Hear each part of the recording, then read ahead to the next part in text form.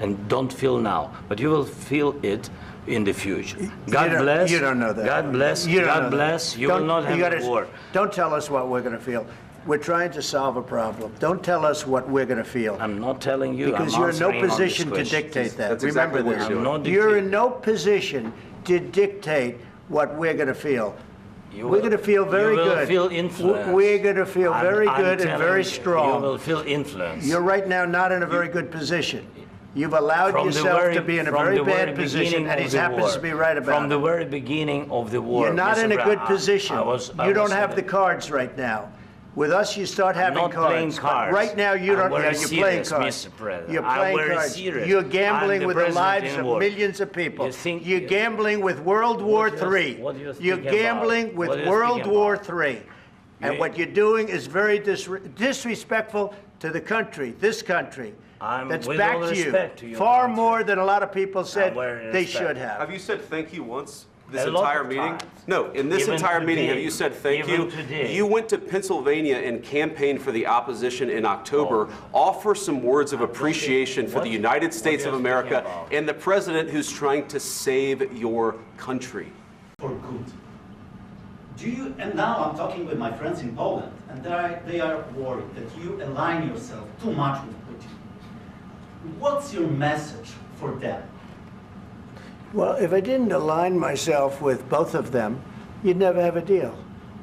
You want me to say really terrible things about Putin and then say, "Hi, Vladimir, how are we doing on the deal?" That doesn't work that way. I'm not aligned with Putin. I'm not aligned with anybody. I'm aligned with the United States of America and for the good of the world. I'm aligned with the world, and I want to get this thing over with. You see the hatred he's got for Putin. It's very tough for me to make a deal with that kind of hate. He's got tremendous hatred.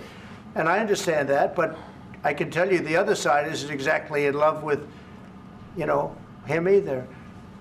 So it's not a question of alignment. I'm aligned with the world.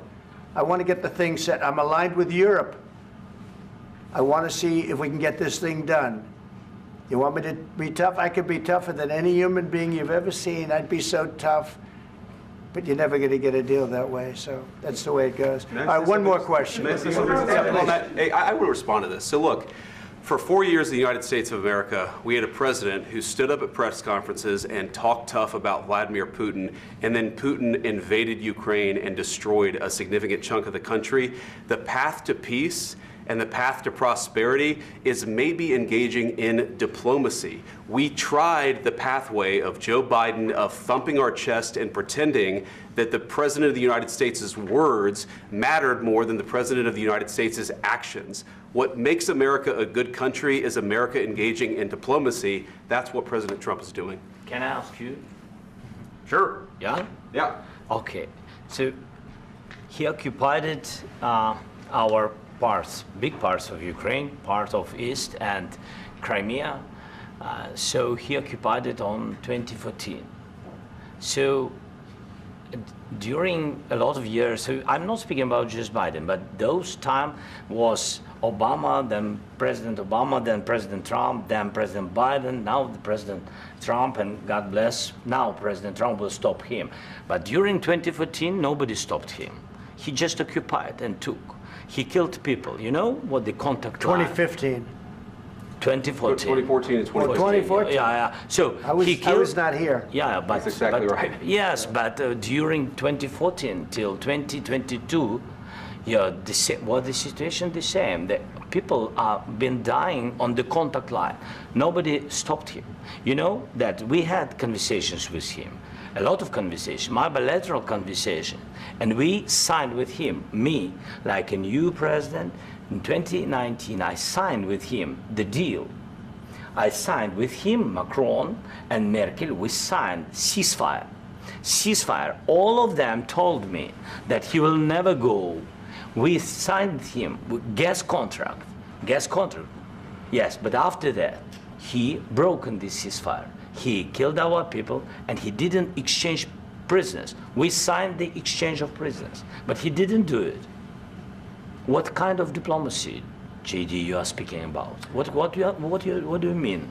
I'm talking about the kind of diplomacy that's going to end the destruction of your country. Yes, but if you are Mr. not President, strong- Mr. President, with respect, I think it's disrespectful for you to come into the Oval Office and try to litigate this in front of the American media. Right now, you guys are going around and forcing conscripts to the front lines because you have manpower problems. You should be thanking the President for Have you trying to ever bring an been- end to this conflict. Have you ever been to Ukraine that you say what problems we have? I have been to. Come once. I've actually watched and seen the stories, and I know what happens is you bring them on a propaganda tour, Mr. President. Do you disagree that you've had problems bringing people into your military? We have problems. And do you think that it's I will respectful answer. to come to the Oval Office I of the will United answer. States of America and attack the administration that is trying to prevent the destruction of your country? A lot of questions. Let's start from the beginning. Sure. First of all, during the war, everybody has problems. Even you, but you have nice ocean.